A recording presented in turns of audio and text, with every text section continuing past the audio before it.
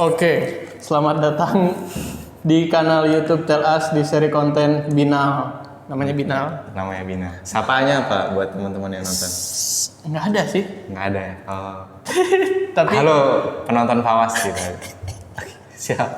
mau ngikutin kayak Alvin kemarin, ngata-ngatain kabinet komedi. Nggak. Oke. Kita berdamai. Jadi seri konten ini namanya Bincang Pengalaman. Isinya tuh wawancara dengan orang-orang yang aku anggap unik dan aku anggap punya satu giat lah dalam kehidupannya. Kali ini sudah bersama Lutfi Ali Aska. Ya kan benar? Betul. Nah, IP angkatan 20 yang baru saja demisioner dari jabatan Gubernur BEM Visipol. Alhamdulillah. Sama. Fawas juga baru demis. Pertanyaan pertama, kenapa tidak nyapres? Ini agak di luar. Ini agak di luar konteks. Maksudnya nggak ada briefing soal pertanyaan capres. Karena waktu di DM itu ini kita bahas apa? Bahas soal positioning kemarin. Gitu kan. Positioning kemarin sama apa sih satunya? Postingan terakhir sama pengabdian. Oh ya, sama soal pengabdian. Jadi nggak ada Isu-isu pencapresan. isu-isu pencapresan. Oke, kita klarifikasi. Oke, sebenarnya aku tertarik untuk ngobrol adalah karena waktu itu sempat forum gubernur ya diadain sama BMU. Itu lepas dari forum adalah aku nanya gitu. Kau nanya? Aku nanya apa? Kau yang ngomong duluan sih. Yang masalah pengabdian tuh kayaknya aku nanya ya. Kau bilang semester ini aku nggak kuliah. Oh ya, cerita aku. Cerita. Sedikit cerita. Ya. Semester berapa berarti? Lima. Semester 5 nggak kuliah. Lah kenapa nggak kuliah? Cuti po aku tanya. Ya. Enggak, aku ini ada pengabdian dan emang dikonversi SKS. Visipol tuh sangat-sangat progresif ya. Kulihat, maksudnya Programnya ya. ya programnya kayak pengabdian itu bisa diakui sebagai apa namanya? Sebuah konversi SKS dan nggak usah KKN. Soalnya isunya gini, Vi. KKN tuh adalah salah satu mata kuliah ya kan kalau di KRS ya yang tidak bisa diotak-atik katanya. Ya. Jadi hanya kalau lu mau dapat nilai KKN ya harus KKN. Harus pengabdian. Ya harus pengabdian. Ya. Terus kalau ku denger juga di Visipol itu tuh nulis jurnal bisa langsung pendadaran. Ya, benar. Nah, itu tidak terjadi di FH. Dan sayangnya ya, karena ketika aku dengar, ini tidak maksud merendahkan, tapi di Visipol tuh kayak tembus Sinta 3 aja, itu kalau nggak salah, apa benar? Nah, Sinta 3. Penulis pertama atau harus gimana? Atau penulis pertama? Kalau nggak salah pertama ya. Kalau nggak salah lagi, entah Sinta 3, entah Sinta 4, aku agak lupa. Oh, agak lupa urutnya. Nah, kebetulan teman-temanku, terutama di kelas inter ya, itu kan tugas-tugasnya adalah nulis jurnal kan, dan ada beberapa yang tembus. Sayangnya itu tidak bisa menjadi pelepas syarat mereka untuk lulus. Pokoknya harus skripsi gitu. Oke. Nah, kenapa waktu itu bisa ikutan pengabdian? Oke, kita berangkat dari pertanyaan yang pertama. Kenapa nggak nyapres? Mau dijawab juga, silakan. Yang jelas satu alasannya lebih banyak yang kompeten daripada aku. Lebih banyak yang punya kompetensi lebih untuk dia. BEM Visipol dia kemarin bagus. Yang punya kompetensi lebih untuk dia mimpin di tingkatan universitas untuk di eksekutif ya untuk di BEM. Itu lebih banyak. Kemarin kan ada 2 calon itu. Pertanyaan lanjutan dulu aku. Oh iya. Siapa orang yang pantas untuk di sana? Yang jelas semua yang maju kemarin pasti itu pantas karena apa? Karena mereka itu pasti ketika dimajukan oleh partai mahasiswa ya konteksnya untuk menjadi calon ketua BEM lah supaya umum, entah itu gubernur ataupun presiden mahasiswa, pasti itu berdasarkan konsolidasi dan pembacaan yang dalam lah. Ini kira-kira kompeten atau enggak, kira-kira kalau dimajukan kawan ini bisa bertanggung jawab atau enggak dan bisa membawa harapan-harapan bersama atau enggak. Pasti kan kayak gitu. Tentu ketika calon-calon kemarin yang diajukan pastinya sudah melewati tahap screening itu dan dianggap sangat kompeten. Nah kalau kita ini kan masih ya untuk kompetensi memimpin di tingkat univ itu masih belum. Cuman untuk tingkat fakultas lagi dicoba-coba, kemarin dicoba-coba. Oke. Soalnya isu itu muncul. Oh, baru tahu ini. Dengar isu itu. Karena agak kenceng kan nama-nama capres yang awalnya mau naik gitu di UMB ya terutama. Dengar ini. Awalnya aku mikir oke, boleh aja gitu. Maksudku boleh aja tuh orang-orang tersebut yang ku dengar siapa aja tuh? Adalah terdengar salah satunya orang ini. Oke. Waktu itu kita sempat berkolega di nonton Kanjuruhan kan, terus sedang bersemedi ternyata Lutfi di Lampung. Kita lagi pulang kampung waktu itu. Pas ku telepon, lagi di mana? Lagi di Lampung. Terus ku jawab, lagi ini apa? Nyari wangsit kok. Lagi nyari wangsit. Terus dia jawab iya. Dia bilang enggak mas, aku lagi nunggu kabar dari Jogja. Terus oke aku paham. Dan hal-hal kayak gitu sering dilakuin sama Kiki. Kiki itu dalam posisi-posisi yang timing waktu yang dia tuh dibutuhkan, ngilang dia. Tahu polanya. Makanya sehabis ada beberapa momen di mana tuh dia pulang dan aku yang kewalahan ditanya-tanya terkait isu-isu pencapresan dan lain-lain. Betul. Tadi yang disampaikan Lutfi betul. Mereka yang maju adalah yang sudah melalui tahapan screening, sudah melalui konsolidasi parpol, hitung-hitungan parpol dan mereka lah yang sangat kompeten, yang berkompeten untuk itu. Mantap, betul. Intinya aku mau berucap bahwa mereka yang berani aja. Betul.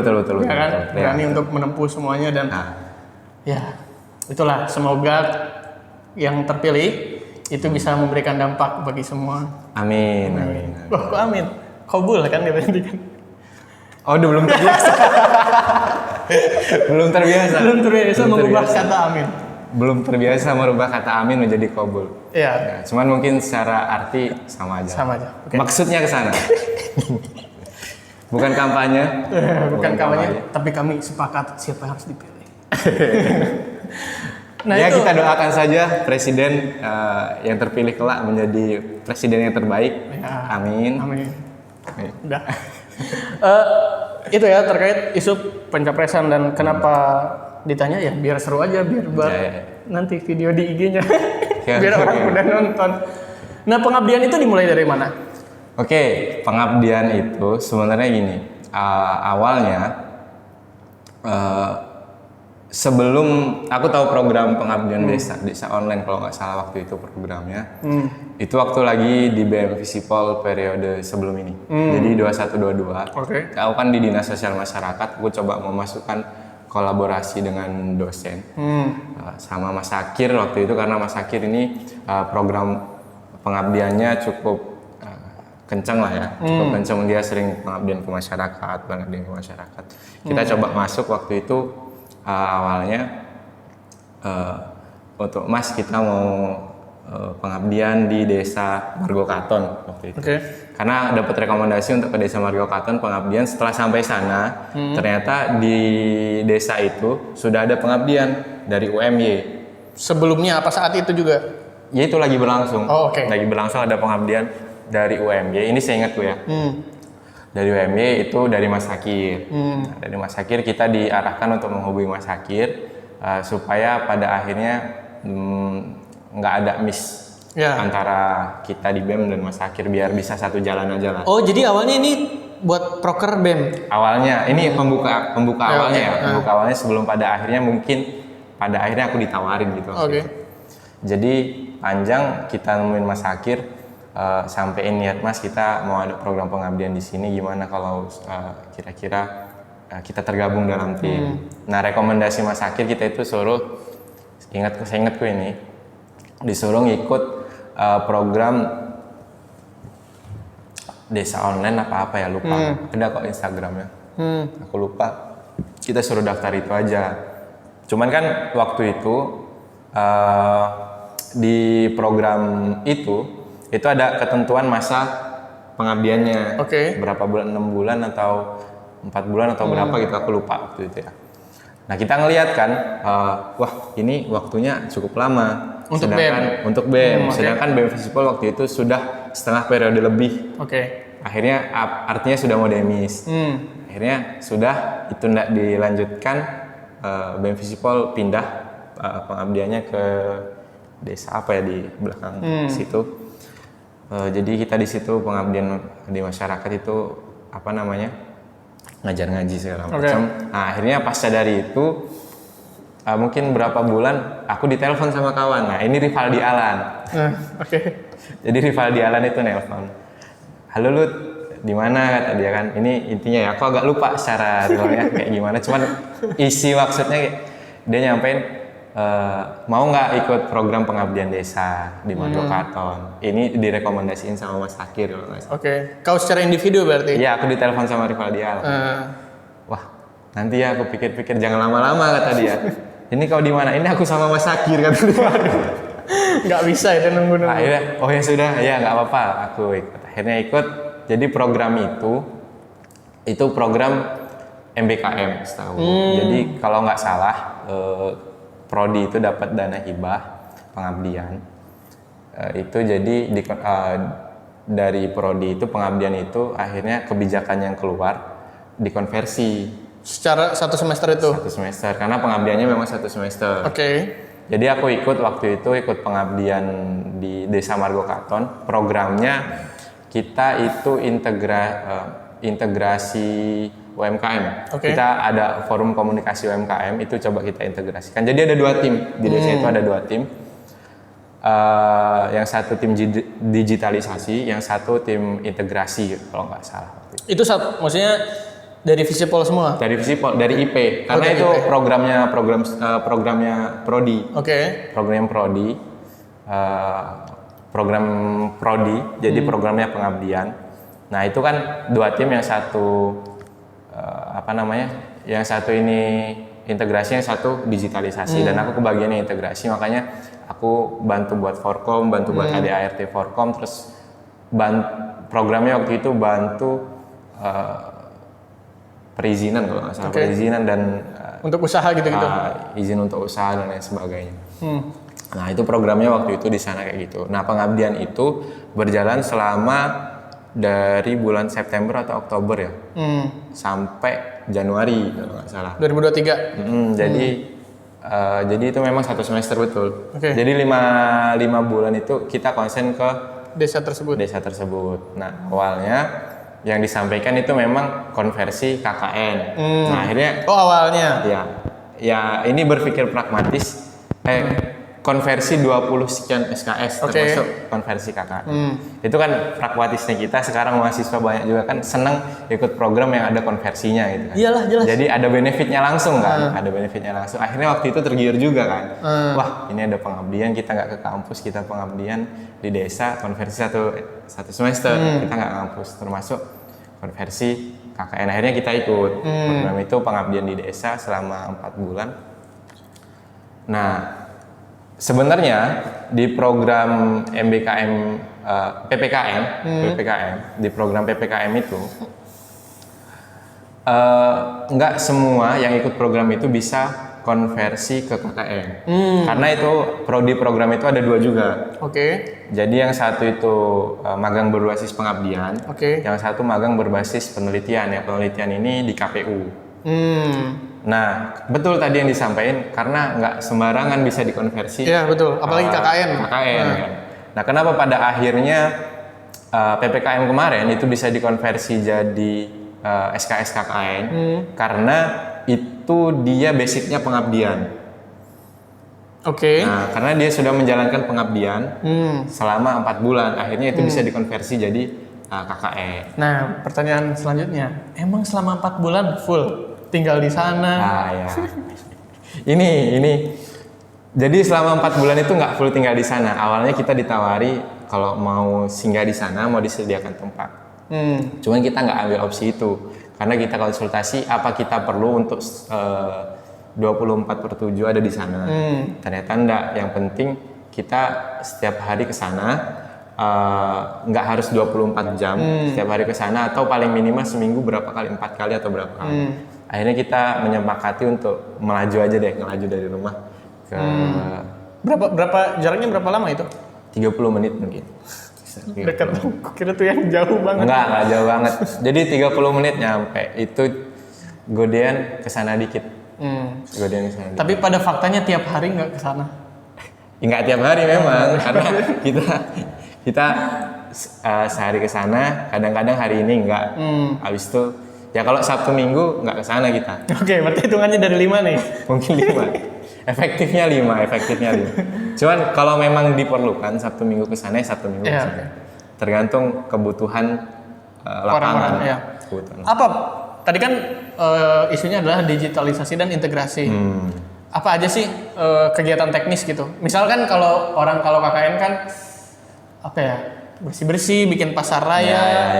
Nah itu apa? Jadi kalau yang integrasi kita kemarin itu program yang dilakuin. Kita sama, jadi di sana itu udah ada forum komunikasi UMKM kalau nggak salah. Ini bentukannya dari Pemda Sleman.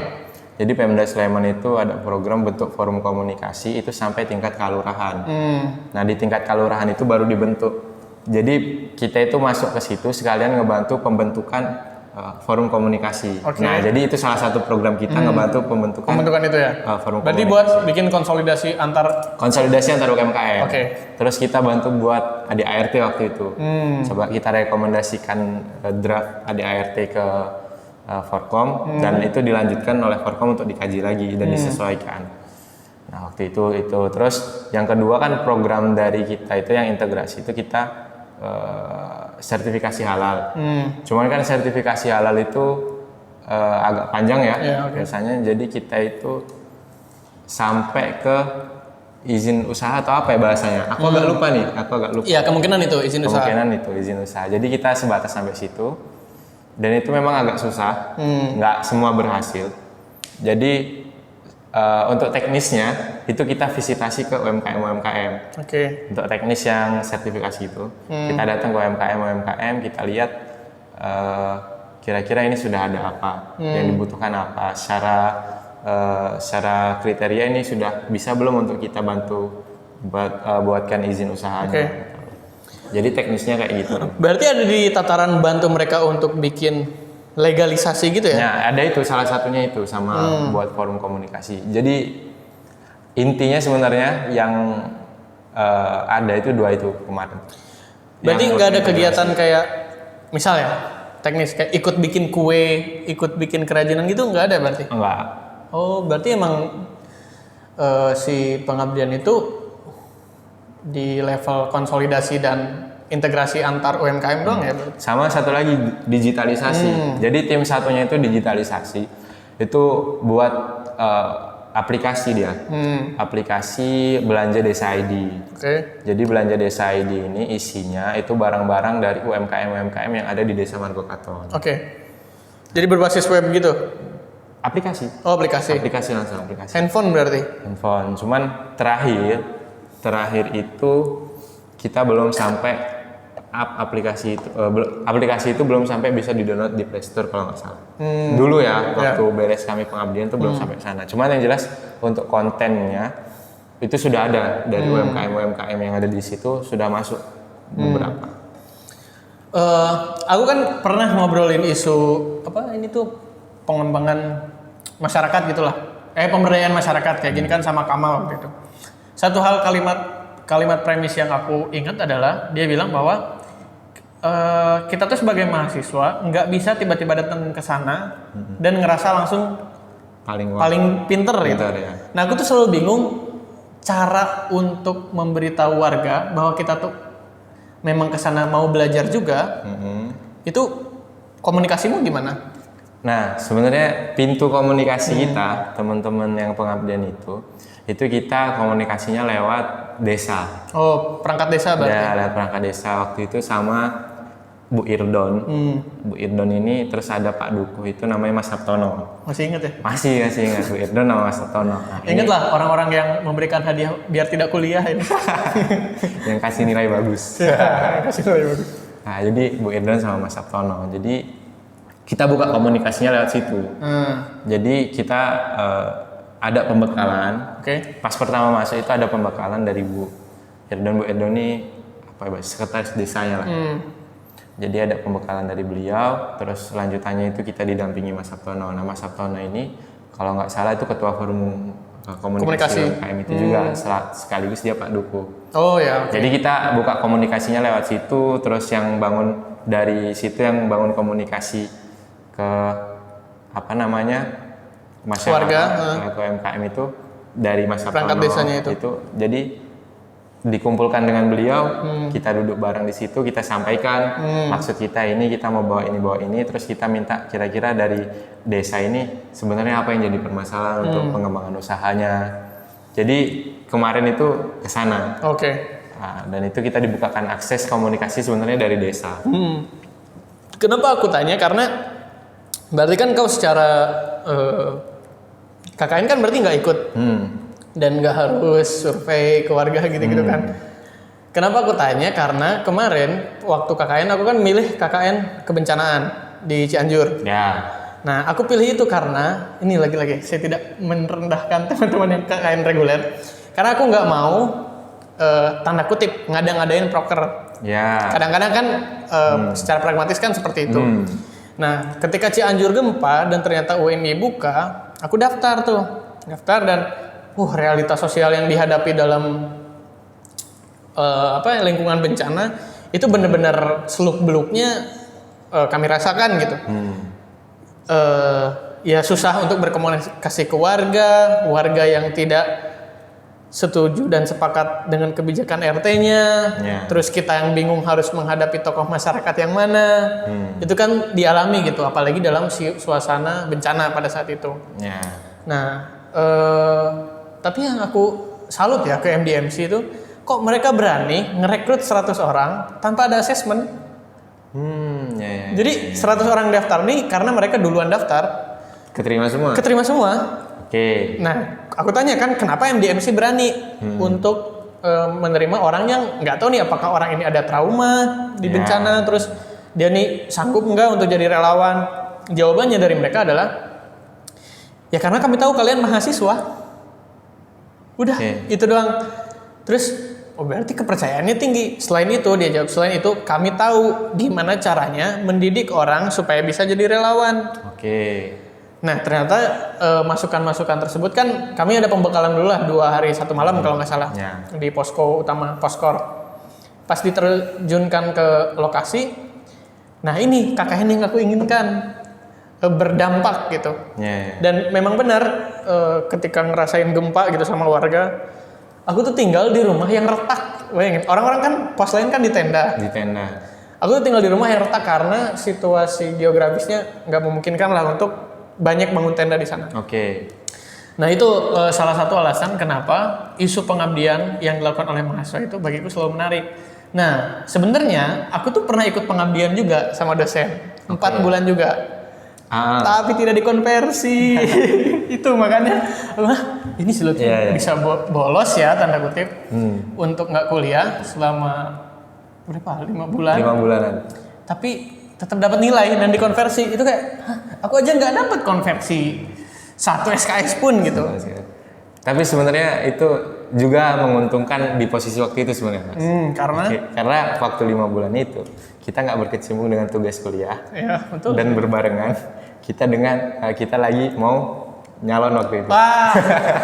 Pantesan persiapannya panjang banget. Ada waktu bolos 5 bulan.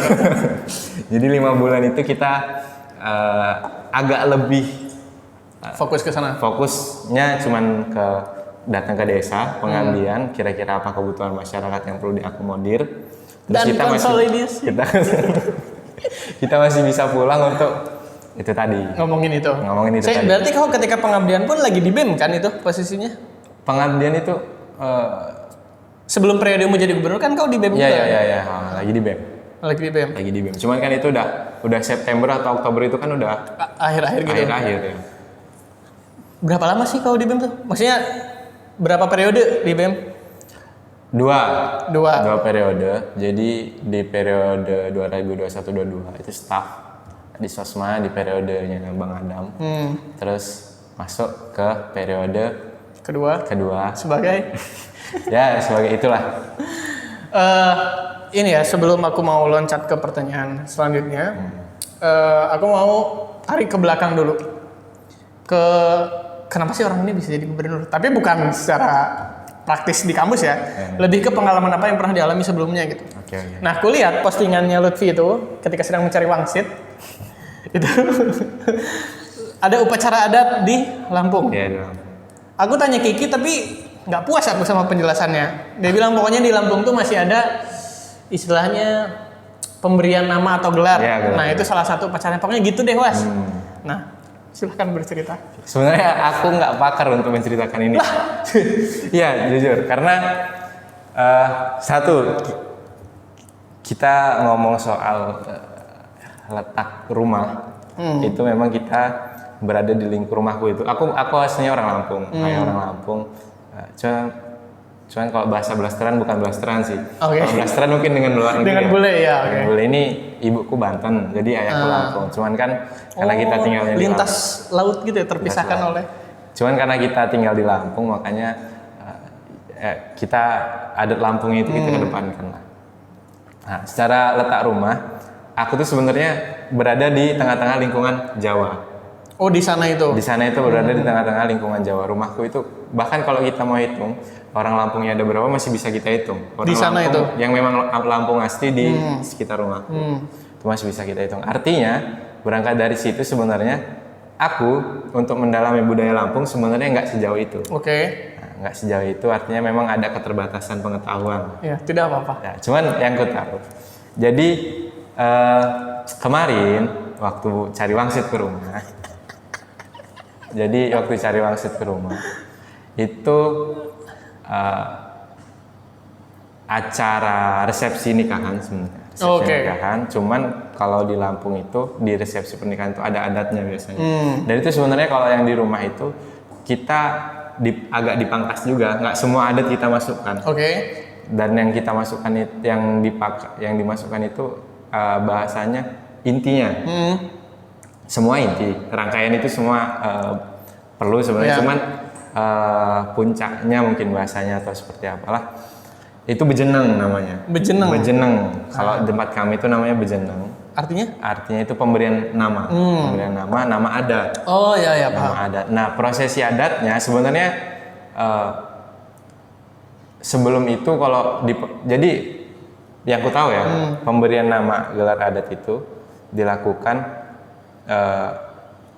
pas waktu nikahan. Oke. Pas waktu nikahan. Yang nikahan ini harus kerabat atau enggak? Iya, kalau misal aku dikasih nama, yang jelas yang nikahan itu paling enggak abangku. Biasanya itu anak tertua, apalagi laki-laki. Jadi kemarin yang nikahan adalah? Abangku. Oh, oke. Ya.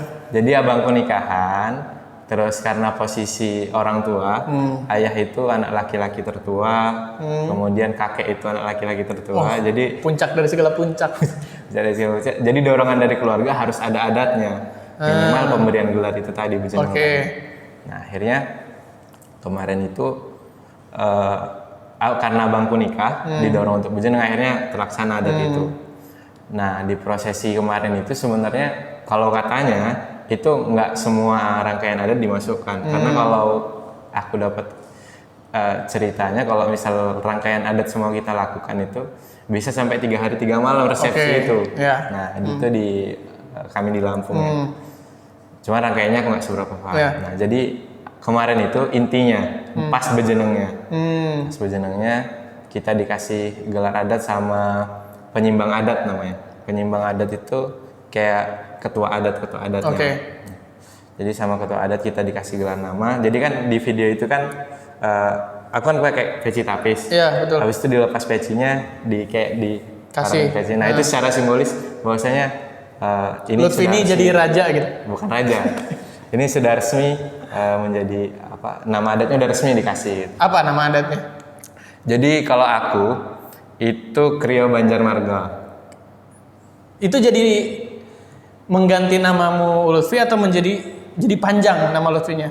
Itu nama lainku. Oh, nama lain. Nama lainku. Pada akhirnya aku punya nama lain Krio Banjarmarga. Krio Banjarmarga. Artinya?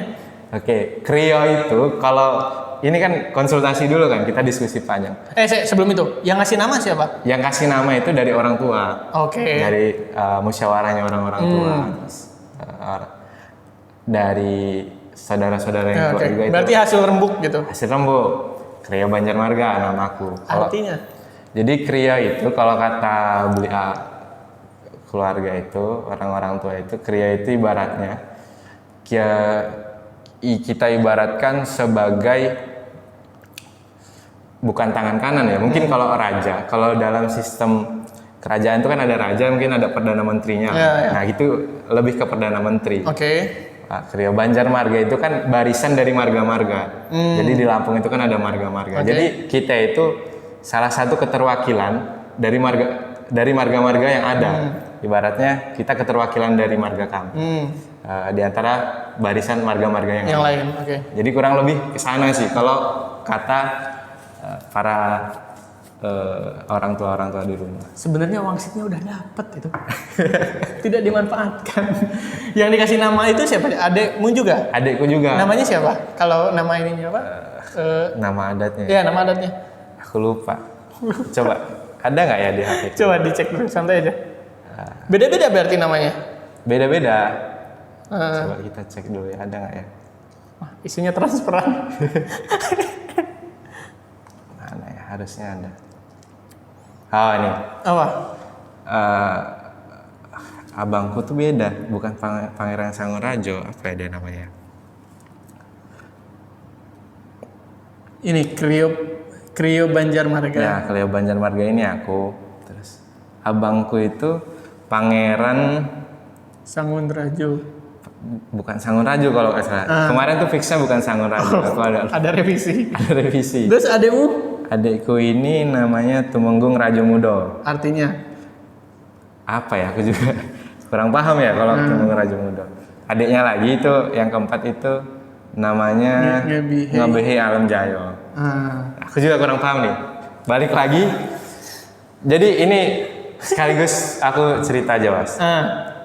Jadi ini salah satu keresahanku sebagai putra daerah, ngelihat bagaimana pemuda-pemuda ini untuk memahami budaya yang ada itu mengalami krisis. Kita ada krisis identitas yang mungkin aku rasakan ya, yang aku rasakan karena kami di Lampung itu nggak banyak orang yang paham adat dan budayanya. Bahkan generasi-generasi ke bawahnya mungkin yang paham banget itu ada di lettingan bapak aku itu masih paham-paham banget. Secara detail gitu ya? Secara detail mungkin masih ada yang paham. Cuman kalau udah kayak lettinganku ke bawah itu nggak banyak yang paham. Artinya kan krisis kebudayaannya ini mengkhawatirkan kedepannya bakal mengakibatkan justru nggak ada yang paham sama sekali dengan budaya yang ada. Betul. Bahkan kalau dibilang sebenarnya Lampung itu satu provinsi, dua suku sendiri juga, dan memang dia punya budaya yang banyak, ragam lah budayanya. Kemudian wilayah yang luas. Artinya setiap budaya juga punya cara masing-masing. Karena di Lampung itu bahasa pun ada dua. Bahasa Lampung itu kan ada dialek A, dialek O. Dialek A, dialek O itu secara letak geografis orang yang menggunakan bahasa itu juga berbeda. Ada yang di A itu kalau nggak salah di peminggir, terus yang O itu ada yang mungkin di tengah-tengah gitu. Nah itu sudah menampakkan bahwasanya dari corak bahasa pun itu berbeda. Nggak cuma satu. Kemudian setiap daerah punya budaya masing-masing. Artinya budaya Lampung itu sebenarnya kaya. Cuman yang mewarisi gitu. Budaya itu enggak semua pemuda paham akan itu. Dan itu menjadi kekhawatiran. Dan kau menjadi salah satu yang lupa-lupa dikit. Aku lupa-lupa banyak. Lupa-lupa banyak. Itu aku miris juga sama diriku sendiri. Lampung kan sempat viral tuh. Ya. Gara-gara gubernurnya. Itu kan teman-teman dari Lampung juga cerita memang ya persoalan secara sosialnya seperti itu. Cuman aku nggak mau kesana sih obrolannya. Aku pengen nanya masa lalumu di SMA atau mondok gak waktu itu? Enggak, sempet. Tapi Nggak lama. Pesantren kilat. Pesantren kilat. Berapa lama pesantren kilat? 15 hari jauh. SMP itu? Iya, masuk SMP. Apa dinamika yang Lutfi alami ketika SMP dan SMA? Sebenarnya ini kalau pertanyaanku ke Alvino ya, pernah jadi ketua nggak sebelumnya? Alvino nggak pernah. Ketua kelas? Ketua kelas pernah. Soalnya Alvino ngakunya ketua kelas. Aku nggak mau mengakui kalau ketua kelas. Alvino Anda rendah sekali. Jadi sebenarnya aku di waktu SMP itu cukup pasif lah. Waktu awal kelas 7 aku join PSIS pernah. Cuman di kelas 8 aku nggak join lagi. Nggak join lagi di karena PSIS. Lebih banyak orang yang kompeten. Lebih banyak orang yang kompeten.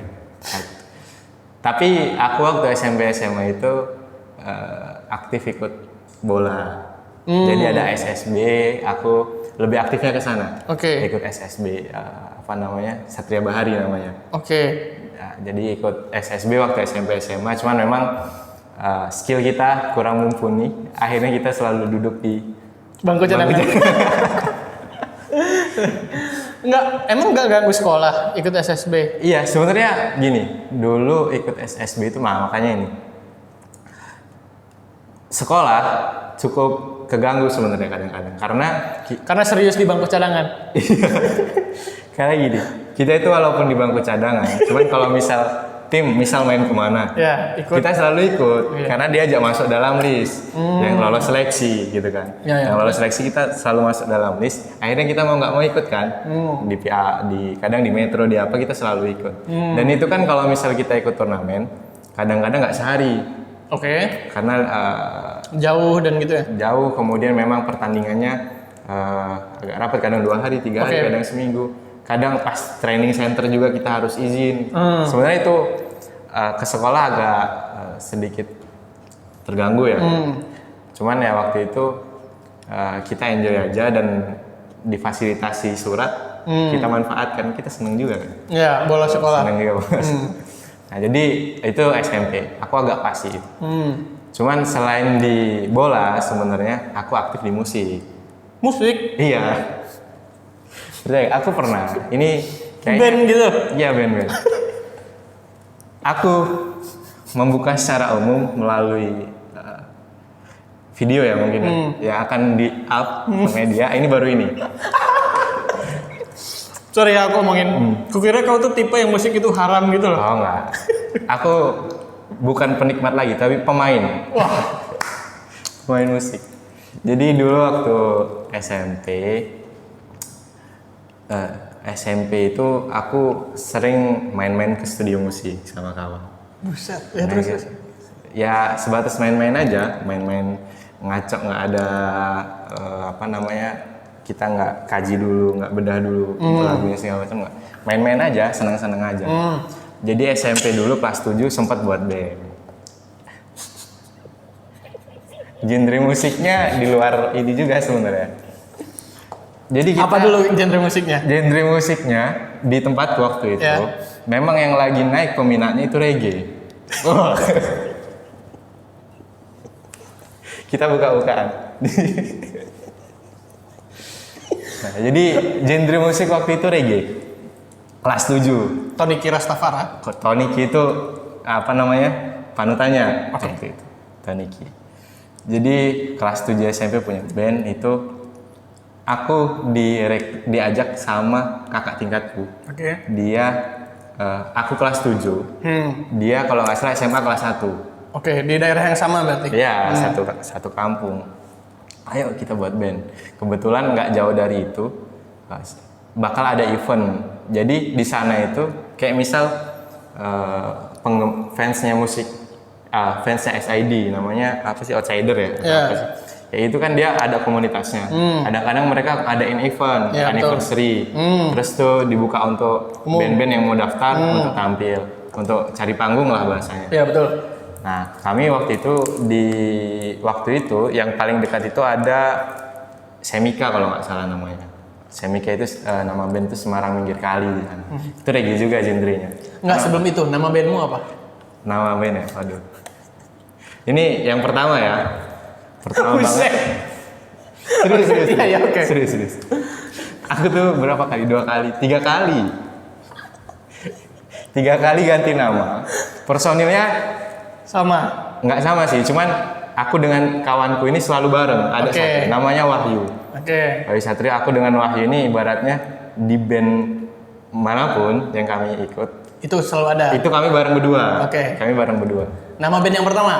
Band pertama Smoke Rasta. Smoke Rasta. Smoke Rasta. Ya, Rasta. Itu band pertama, itu kelas 7 SMP, sempat tampil 2 atau 3 kali di festival. Serius, kalau di YouTube susah nyarinya, cuman ada tapi agak susah nyari. Wah, kau gak mau bilang aja itu. Itu ada. Kemudian terus lanjut di kelas 9 apa ya? Kelas 9 yang Smoke Rasta ini bubar karena kawanku yang dulu aku kelas 7 dia kelas 1 SMA, dia lulus, dia sekolah penerbangan kalau nggak salah. Susah lah buat ketemu lagi. Susah buat ketemu lagi. Lanjutnya aku diajak sama bandnya kawanku. Merger berarti? Ya, namanya Rezim Rasta. Rasta banget enggak? Rasta banget kok ya. Jadi harusnya gimbal ini. Iya, harusnya gimbal. Cuman ada peralihan. Jadi ada fase. Jadi kita buat balance. Pergaulan tuh kita buat balance. Jadi di waktu itu waktu aku aktif main musik ya. Main musik, aku juga di rumah kan dekat rumahku ada masjid. Jadi ada kayak pesantren baru lah itu ya, pesantren baru. Di situ ada musik, ada latihan hadro. Aku juga join hadro. Jadi kita balance musik, reggae salawatan juga oke. Nah akhirnya jadi kita agak kontrolnya dari situ. Jadi aku join. Yang ketiga belum? Di Rezim Rasta kelas 9, habis itu masuk SMA kelas 1, habis itu kelas 2 SMA itu vakum. Kelas 2 SMA itu vakum. Masuk ketiga itu namanya Rocket King. Itu kita udah berubah genre. Enggak, kau aja masih inget nama band. Berarti kayaknya seru. Iya seru, ada kok di YouTube. Kau sebagai apa? Aku sebagai tukang pukul, drummer. Serius, cek aja. Ada fotoku, videoku tuh masih ada. Aku waktu masih kecil ya, SMP kelas 1 tuh ada video. Jadi sebagai drummer itu? Sebagai drummer sampai SMA kelas 12 drummer. Rocket King kita manggung sekali di acaranya GSC 7. GSC 7 itu Gebiar Semansawara Cup kalau nggak salah. SMA 1 Wajepara itu salah satu SMA favorit lah. Dan kalian tampil di sana? Kami tampil di sana. Kami daftar. Itu momennya waktu Hari Kartini. Jadi di sekolah ada peringatan Hari Kartini, kita bolos manggung. Kita bolos main di sana, tampil, ikut lomba. Apa yang ditampilin? Jadi ketentuannya kita bawakan 2 lagu. Yang satu yang jelas lagu daerah. Lagu daerah bahkan? Lagu daerah. Lagu daerah 1 sama lagu bebas 1. Cuman kita aransemen jadi agak sedikit punk mungkin. Jadi popang gitu lah. Kalau nggak salah ya. Respect. Abang Lutfi. Ini cerita dulu. Jadi itu tetap di band ketiga itu tetap aku sama Wahyu. Masih bareng gitu? Bareng, personil lainnya beda. Wahyu sebagai? Wahyu sebagai gitaris, dia melodi biasa. Dia melodi. Sekarang cek aja Instagramnya Wahyu Satrio. Wah, dia makin jago dia. Oh, dia masih di aktivitas bandnya itu? Enggak, masih tapi di dia musik? Main musik masih sebagai hobi lah. Di mana sekarang? Maksudnya di Lampung kah? Di Lampung. Di Lampung. Dia kuliahnya di ITERA. Jadi di itu kita di Rocket King sempat manggung sekali. Cuman pasca itu karena itu kelas 12. Setelah manggung sekali kita bubar. Bubar. Akhirnya sampai sekarang udah nggak berlanjut lagi. Cuman kalau videonya masih ada. Sorry, nyangkut ini. Oh iya. Terus. Videonya masih ada. Videonya masih ada di YouTube. Apa? Kalau orang mau cari? Nanti gue kasih tahu secara personal aja. Gini. Di mana? Sense of leadership-mu tuh dibangunnya pertama kali di mana berarti? Gini, lanjut lagi. Jadi selama aku kuliah, aku cukup termotivasi dengan abangku. Abangmu ini di mana? Abangku dulu di UNJ. Oke. Abangku di UNJ, dia aktif di BEM. Oke. Jadi dia tuh cukup aktif lah di BEM sebagai dia tuh Kadep Sospol kalau nggak salah pernah. Terakhir yang kau tahu dia di Kadep Sospol BEM UNJ tahun 2017 apa ya? Beda berapa tahun kamu sama abang? 6 tahun. Oke, lumayan. Jadi aku berangkat dari situ ngeliat lah keren nih kayaknya. Jadi ikut-ikut abangku join di organisasi mahasiswa. Nah dari SMA itu sebenarnya aku udah ada kepantik nih, aku harus join organisasi, harus join organisasi di kampus nanti. Makanya aku tuh nggak jauh-jauh, aku tuh jadikan orang patron tuh nggak jauh-jauh orang terdekatku kayak abangku misalnya. Dia aktif di organisasi, wah aku pengen kayak abangku gitu kan. Bapakku atau apa, aku pengen kayak bapakku. Gitu. Nggak jauh-jauh, makanya kalau ditanya siapa idola, kadang-kadang aku bingung tokoh mana yang harus disampaikan karena aku selama berjalan ini cukup mencontoh ya dari keluarga aja, kayak abangku atau bapakku atau ibuku. Jadi abangku di situ aku ada keinginan untuk join di organisasi, sebenarnya mulai dari SMA. Nah, cuman di SMA itu aku nggak dilirik untuk join di OSIS. Kenapa? Karena tukang ngeras rasta. Aku nggak tahu historisnya kenapa, cuman yang ku ambil kesimpulannya kemungkinan ada sangkut pautnya dengan abangku dulu juga bagaimana di sekolah. Dia itu buat gerakan disensor ya. Waktu di SMA dan itu jadi bulan-bulanannya maka kesiswaan deh kayaknya. Berimbas ke kau di sana berarti? Kayaknya berimbasnya ke aku. Akhirnya dilihat kayaknya enggak. Padahal aku kenal loh sama pembimbing OSISnya.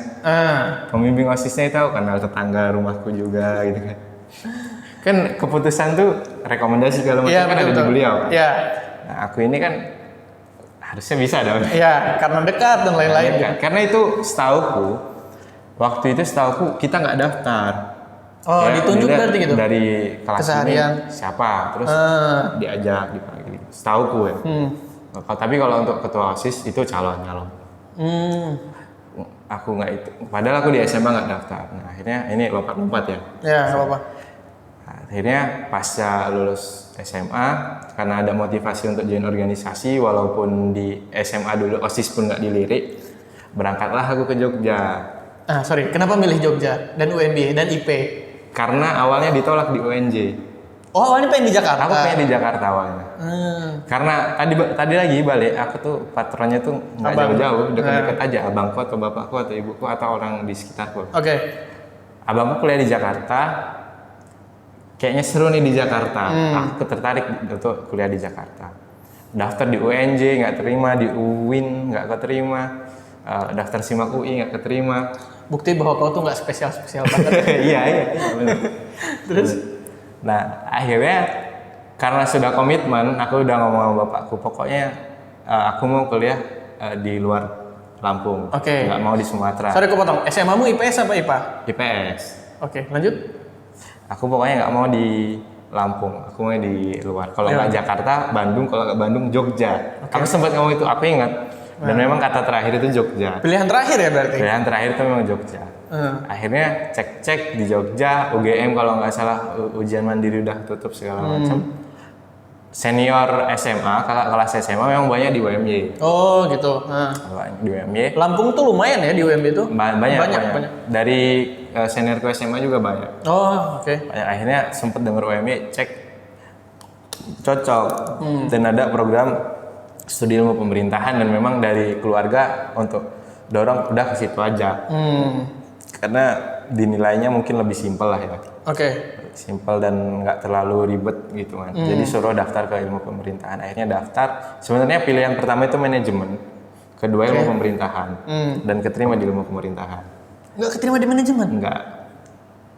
Nah, keterima di ilmu pemerintahan. Itu kayaknya gelombang-gelombang akhir deh. Gelombang akhir. Memang gelombang entah berapa belas sudah. Kan banyak kan gelombangnya. Iya, banyak. Belasan tuh. Kau rapat apa tes? SKL. SKL. Jadi pagi daftar, siang bayar, sore keterima. Nah, itu. Masuk ke IP? IP UMY. Awalnya aku join organisasi. Nah, aku mulai kebentuknya itu ketika aku di kuliah sebenarnya. Sense of leadership-nya itu ternyata di kuliah ya? Di kuliah. Karena aku masuk di UMY. Pertama, aku join organisasi itu LPTQ. Aku ketawa bukan merendahkan LPTQ ya, tapi lebih ke Lutfi LPTQ. Oke. Apakah itu kau kenal sama Kiki? Kira-kira itu juga? Iya. Jadi aku sama Kiki itu pertama tes.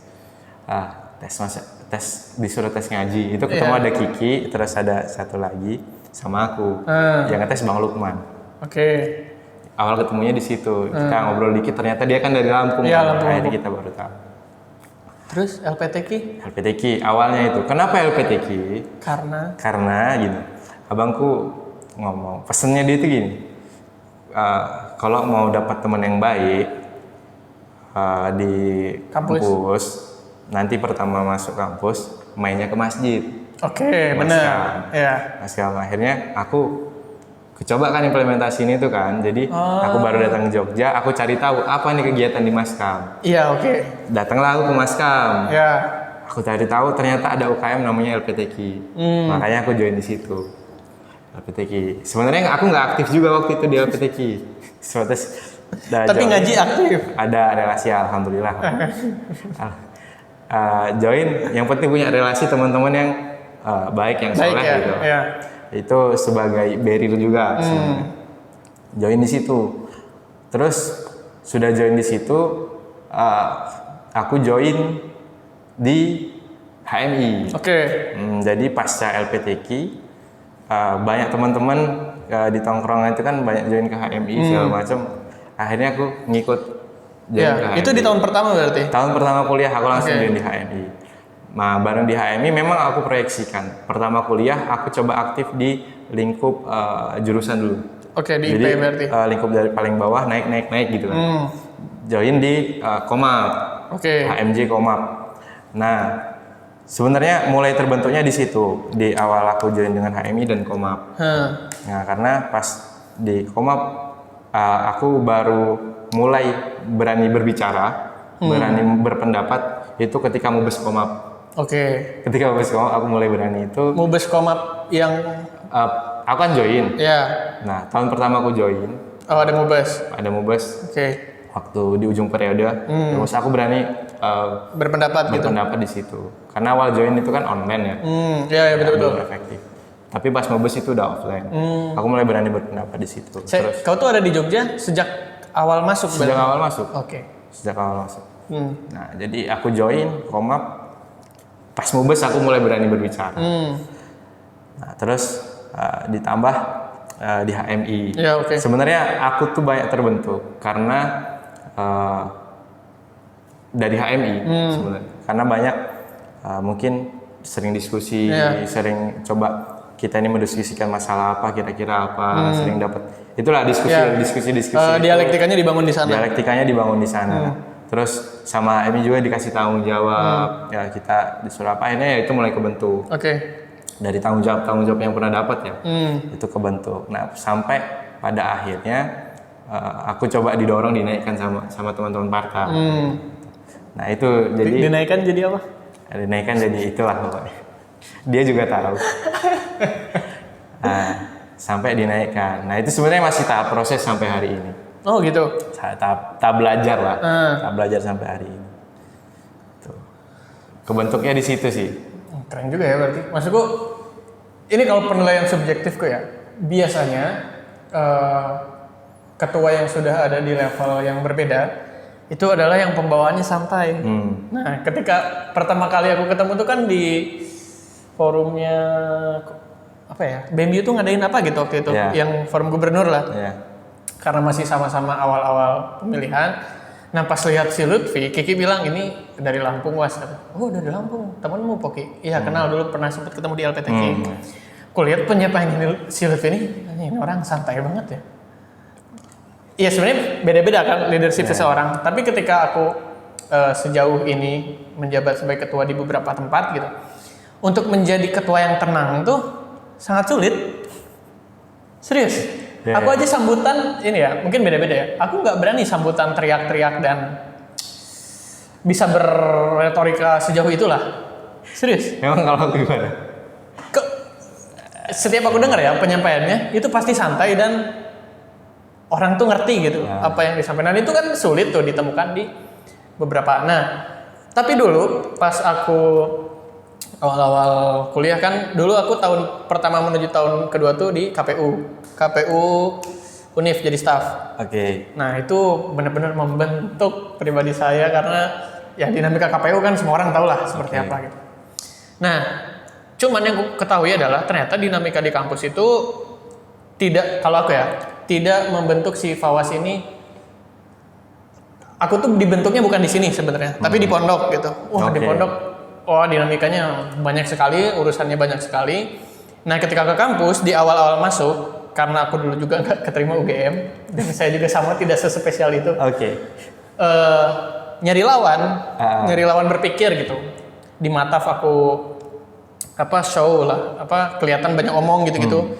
Ternyata nggak ada nih siapa-siapa gitu yang bisa aku jadiin lawan berpikir. Alhasil waktu itu ikutan organisasi juga. Awalnya tuh entah ya IMM dulu apa komunitas dulu waktu itu lupa. Pokoknya pas join di sana aku udah ngerti, oh ini orang-orang yang emang pengen berorganisasi gitu. Jadi pas masuk aku rasa bukan ini, maksudnya tidak terbentuk besar dari sini. Cuman dinamikanya ternyata, wah ini lumayan fair gitu. Melihat orang-orang yang memang punya latar belakang sebelumnya ketika di SMA terus ikut organisasi. Serunya itu sih. Nah terus aku sempat lihat juga di postinganmu, postingan PAM lupa pokoknya. Kau berkomentar bahwa mahasiswa ini sekarang terbagi menjadi 3. Tersegmentasi jadi 3. Ada yang minatnya di organisasi, minatnya untuk kepentingan sendiri, dan yang ketiga minatnya entertainment. Kenapa bisa berkesimpulan seperti itu? Sebelum aku coba jelaskan apa yang kau tangkap dari itu kira-kira. Yang tergambarkan pada akhirnya. Yang tergambar sama, karena aku kemarin ya waktu ngobrol tuh mahasiswa itu terjebak dalam bubble yang mereka buat sendiri. Bubble kayak gelembung gitulah. Tapi aku ada 2 konotasinya. Satu adalah mahasiswa akademis, yang satu adalah mahasiswa aktivis. 2 orang ini isunya sama, ingin memperjuangkan hak-hak kebebasan sipil dan lain-lain. Cuman caranya beda.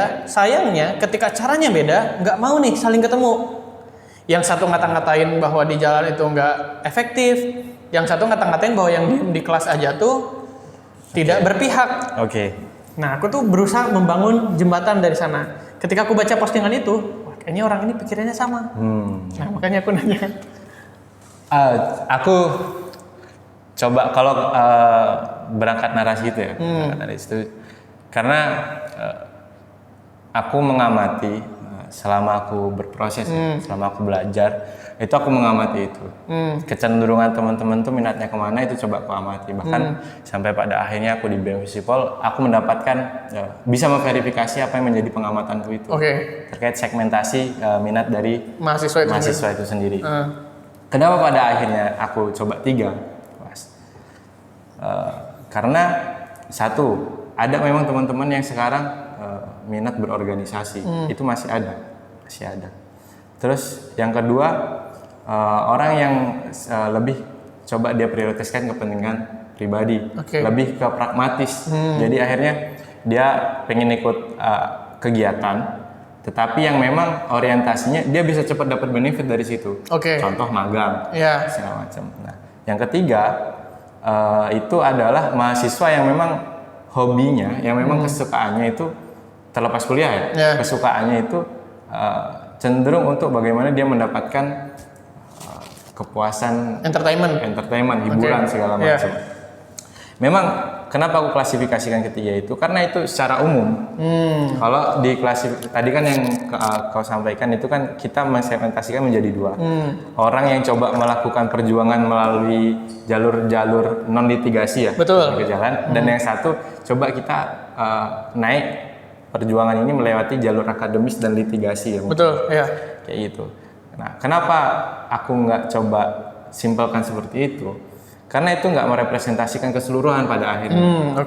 Karena itu hanya menyorot teman-teman yang memang peduli terhadap satu isu. Oh ya, betul. Sedangkan di lingkup mahasiswa itu lebih banyak yang nggak peduli terhadap satu permasalahan sosial. Makanya aku akhirnya muncul 3 segmentasi ini. Teman-teman yang join di organisasi itu yang kurasa dia masih sensitif terhadap permasalahan sosial. Teman-teman yang join di magang segala macam, dia ada rasa sensitif, tapi dia lebih prioritas ke kepentingan dia sendiri dan orientasinya adalah pekerjaan jangka panjang. Karena kan nanti kalau kita magang dapat sertifikat, bisa mungkin dapat duit juga, bisa nanti pada akhirnya jadi modal kita untuk cari kerja. Betul. Itu kan orientasinya ke sana pasti. Yang ketiga ke entertain. Ini teman-teman yang memang masih ada rasa sensitif terhadap kondisi sosial sekarang. Mereka ada. Aku nggak katakan dia nggak peduli soal itu. Tapi dia memilih untuk ya udahlah yang penting diriku gitu. Jadi dia butuhnya hiburan aja. Hiburan aja. Selagi aku belum merasa terugikan, ya sudah enjoy aja gitu. Betul. Jadi tersegmentasi itu. Nah, validasi dari 3 ini itu bagaimana aku memvalidasinya gitu. Apa indikatornya? Simpel aja, aku lihat pendaftaran organisasi. BEM mengalami penurunan. Organ-organ ekstra mengalami penurunan minat. Penyebabnya apa? Ya memang dari mahasiswa yang nggak minat kan. Nah, itu mengalami penurunan. Magang, kita lihat banyak teman-teman ternyata yang minat di magang. Cuman ternyata teman-teman yang minat di magang ini juga kadang-kadang ada yang dari organisasi. Jadi berangkat dari situ, kulihat magang ini ada peminat, cuman tidak terlalu besar. Nah, kemudian aku lihat yang terakhir, indikatornya apa? Coba kita lihat ketika ada konser, ketika nongkrong. Betul. Rame kan? Rame. Kita bandingkan dengan program-program yang kita buat di BEM, yang itu memang program itu kita bahas soal isu permasalahan sosial, kita bahas soal gerakan, terus mungkin kita diskusi akademis atau lain sebagainya. Itu minim yang datang dibandingkan mungkin konser-konser yang notabene kita harus bayar untuk mendapatkan itu. Paham. Untuk mendapatkan itu kita harus bayar. Artinya kan di sini bisa aku secara pribadi mengukur kepentingan mahasiswa, ternyata memang ada yang mementingkan organisasi, ada yang mementingkan magang, ada yang mementingkan yang penting untuk diriku. Indikatornya apa dari itu tadi? Dengan 3 kenyataan tersebut mempengaruhi cara memimpin nggak? Tentu pola bermainnya lah rasanya. Pola bermainnya itu perlu disesuaikan. Yang selalu aku tanamkan ke teman-teman, coba ketika buat event, apalagi di gerakan. Karena kan sebenarnya konsentrasi selama satu periode, salah satu prioritasnya bagaimana kita bisa bangun gerakan. Bagaimana kita bisa bangun gerakan dan Visipol sebagai fasilitator. Waktu itu. Coba kita diskusikan sama teman-teman gerakan yang lain. Akhirnya kita buat formulasi. Coba kalau kita buat program yang ada entertainnya. Ada entertainnya. Nah, jadi arahnya ke sana sehingga itu narik minat. Memang pada akhirnya nggak di semua program bisa mengimplementasikan itu. Cuman ada di beberapa program yang mengimplementasikan itu dan ternyata itu oke juga. Itulah kenapa Visipol Award kemarin ramai. Nah, karena itu kebutuhan entertain, hiburan, betul. Visipol Award tuh ramai kemarin. Boleh disebut nggak habis berapa? Aku nggak tahu spesifiknya. Itu ramainya adalah. Soalnya pas diundang waktu itu ya, pas masuk ke ruangan, buset, ini yang ku mau. Jadi sebenarnya kan bukan entertain doang gitu. Nggak serta merta entertain doang. Aku ngeliat teater kan, teater tangga kan itu masalah tentang kritik sosial, terus viralitas dan gadget sosial media. Aku paham itu. Ketika ngelihat audiens sebanyak itu, aku juga mikir bahwa wah ini tuh kedisiplinan orang dalam menjalankan IO. Kita kan sering dengar selentingan kayak BEM mah cuma event organizer doang gitu. Nah itu kan menjadi sebuah kritik kan. Cuman di satu sisi aku mikir tetap butuh BEM itu butuh kecakapan, disiplin untuk menjadi IO. Karena apa? Contoh deh acara yang di Jogja Jogja Book Festival. Apakah itu bukan event? Event butuh kedisiplinan orang-orang untuk menyelenggarakan acara itu. Cuman yang sering gue sampaikan adalah pihak-pihak yang berkepentingan di sana harus tahu apa aja yang harus mereka tampilkan. Itu dan aku pernah bikin poster di IG ku judulnya Festival Entah Kapan. Terus tempatnya sportorium, terus artis-artisnya aku tulis dari playlistku. Jadi aku tuh sempat punya keinginan bahwa musik, seni dan gerakan itu harus mau gak mau ya menjadi tanggung jawab moral orang-orang yang berada dalam tanda kutip pemerintahan mahasiswa. Misal gini, orang kan selalu bilang, wah ini tuh BEM tuh harus sesuai dengan keinginan mahasiswa. Sayangnya kalau misalnya mahasiswa nggak pernah ingin untuk mengetahui isu sosial, harus gimana gitu? Apakah kita tinggalkan? Kan nggak juga. Jadi harus ada langkah afirmasi dari lembaga mahasiswa untuk ngasih tahu bahwa ini loh yang harus mahasiswa kenal. Nah, pertanyaan selanjutnya, ada nggak artis yang pengen harus nih manggung di Sporto selain Tony Kirastapala? Ada satu, bukan artis sih. Oh, bukan. Ini yang menjadi angan-angan angan-angan jauh ya mungkin. Aku tuh punya angan-angan. Kita buat UMI bersolawat. Siapa? Jadi nanti kita undang yang dari Solo, mungkin Habib Syekh. Oke. Kita hadirkan untuk kita bersolawat di Sportorium. Oke. Aku punya gambar. Karena kalau artis aku nggak ada gambar. Oh, nggak ada justru. Nggak ada. Jadi aktivitas musikmu dari kelas 7 sampai kelas 12 hanya menghadirkan Lutfi yang suka salawatan. Iya nggak? Enggak juga. Oh, enggak juga. Kalau dari musisi deh yang sekarang kau denger lagu-lagunya. Siapa ya? Sebenarnya aku tuh gini. Aku coba sampaikan dulu ya. Klarifikasi. Tadi balik lagi soal idola. Oke, ya. Itu nyambung juga pada akhirnya ke musik, ke sepak bola. Sepak bola aku tuh seneng main. Oke. Seneng main. Cuman untuk nonton kurang. Oh, ya. Untuk nonton kurang. Jadi kau tuh mau nyampein bahwa pemain-pemain pun kamu nggak ikutin berarti? Iya. Oh, oke. Soalnya aku seneng main tapi kurang. Karena apa? Ya itu, karena aku tuh nggak sejauh itu mengidolakan orang-orang terdekat. Abangku dulu juga pemain sepak bola. Oke. Terus musik, aku itu suka denger musik, suka main musik. Cuman aku nggak begitu mengikuti perkembangan musik sekarang. Musik, artinya nggak ikut terlalu mengikuti. Misal ada artis apa itu nggak terlalu. Terus kenapa aku suka musik? Karena aku ada omku suka musik. Dia yang ngajarin aku dulu pertama kali main drum itu omku itu. Dia ajarin ritme dasar itu. Tuh. Terus untuk bagaimana aku suka musik, sebenarnya aku nggak ada pada akhirnya idola tertentu gitu. Nggak ada idola tertentu. Jadi asal musik itu enak aku dengar. Lagu-lagu Jawa aku suka dengar. Karena asik aja musiknya. Oke, iya paham. Nah, cuman kalau sejauh ini mungkin ada yang menarik menurutku, Panji Sakti mungkin ya. Oke. Bisa. Kalau ditanya kenapa Panji Sakti, aku nggak bisa jelaskan. Ya enak aja. Karena enak aja aku dengar. Itu aja. Panji Sakti itu yang rindu. Rindu adalah perjalanan. Terus. Udah. Terakhir ya, aku pengen di tengah tren ya isu terkait turunnya minat mahasiswa dalam organisasi dengan segala macam kekurangan dan kelebihannya. Aku pribadi masih percaya bahwa ini tuh harus tetap berjalan. Yeah. Nah, kau sendiri cara mengampanyekan orang supaya mau ikut organisasi itu gimana dan apa yang mau kau sampaikan? Oke. Jadi kalau untuk mengkampanyekan orang untuk minat berorganisasi, yang normatifnya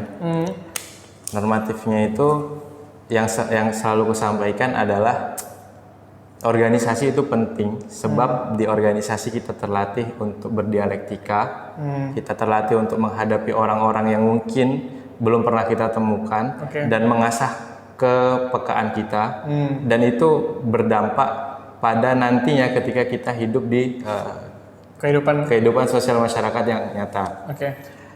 Ada satu pesan yang kutangkap kenapa pada akhirnya organisasi itu masih harus penting sampai detik ini.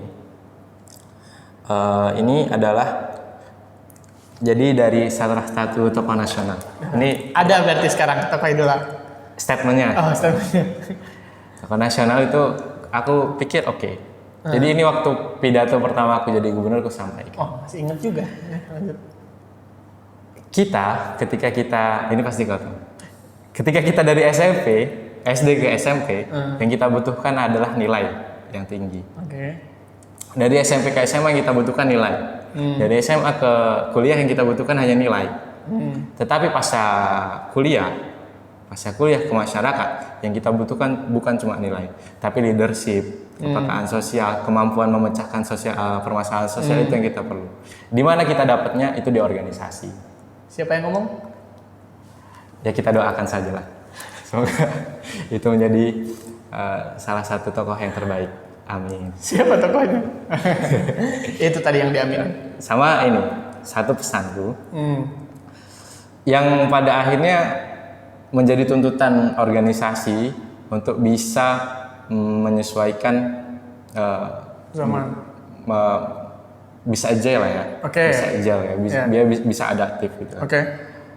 Kita harus dalam organisasi itu kita harus sering lihat bagaimana perkembangan tren. Kalau aku klasifikasikan 3 tadi, makanya kita harus itu sebagai acuanku sebenarnya kemarin. Mempengaruhi juga akhirnya terhadap pola implementasi program. Kita harus lihat tren juga. Kalau sekarang ini teman-teman butuh magang butuh entertain segala macam. Organisasi menurutku tidak apa-apa fasilitasi itu, tapi intinya satu, jangan sampai keluar dari nilai. Oke. Misal contoh, FC kemarin, FA, Visible Award, itu sebenarnya kalau kita lihat itu sebagai hiburan. Yeah. Cuman ada satu nilai yang tertanam di situ, adalah satu soal kebudayaan, satu soal kritik sosial yang tadi kau sampaikan. Betul. Nah, artinya dalam menyekemakan suatu program, itu kita fleksibel aja bentuk programnya mau seperti apa. Oke. Yang penting satu, nilainya jangan sampai keluar. Ya betul. Nah, terus kemarin ada yang kolektifan sama teman-teman ekstra, kita kan lagi concern ke isu pendidikan. Oke. Kemarin kita buat nobar film apa ya? Pokoknya nobar deh. Nobar film yang di Taman Mustafa, lupa aku juga. Kita buat di situ tujuan kita adalah diskusi untuk memantik kesadaran pentingnya pendidikan bagi wanita. Oke. Dan privatisasi pendidikan yang ada, efek biaya kuliah mahal. Tetapi kemarin teman-teman itu briliannya dia mencetuskan kita nobar film. Supaya apa? Supaya banyak yang minat datang karena sifatnya entertain. Oke. Karena kita lihat kebutuhannya itu entertain sekarang, hiburan. Jadi kita bungkus itu. Nah, artinya dalam organisasi untuk pola yang digunakan, menurutku pribadi, kita nggak harus saklek dengan mungkin kemarin tahun lalu polanya seperti apa kita harus saklek kayak gitu. Nggak harus kayak gitu. Cuman yang penting jangan sampai keluar dari nilai. Gitu. Makanya akhirnya berangkat dari situ organisasi harus adaptif. Wah, bagus tuh, bagus. Ini kritik untuk organisasi tersendiri kan berarti? Ya mungkin bukan kritik, saran. Saran. Buat teman-teman, ini saran aja sih. Iya, saran. Bukan bermaksud menggurui, cuman menurutku. Iya. Iyalah jelas, guru terbaik kan adalah pengalaman. Pengalaman. Dan Lutfi sudah berpengalaman. Itu aja mungkin untuk episode kali ini, lumayan panjang ini, termasuk yang panjang lebih dari 1 jam. Masya Allah. Semoga bisa bermanfaat bagi yang mendengar dan semoga Lutfi bisa menemukan wadah untuk memanfaatkan wangsit yang telah dia temukan. Insya Allah kita tetap gerak bersama pemuda, kita bangun kekuatan pemuda. Ini lagi ada satu nih. Ada yang kemarin aku buat story. Ya oke. Rumah kita. Kalau cara bilang dadah dalam bahasa Lampung apa? Apa lagi ya? Apa lagi dia bahasanya sendiri? Nggak tahu ya. Oke. Terima kasih sudah menonton. Sampai jumpa lagi. Dadah. Bye.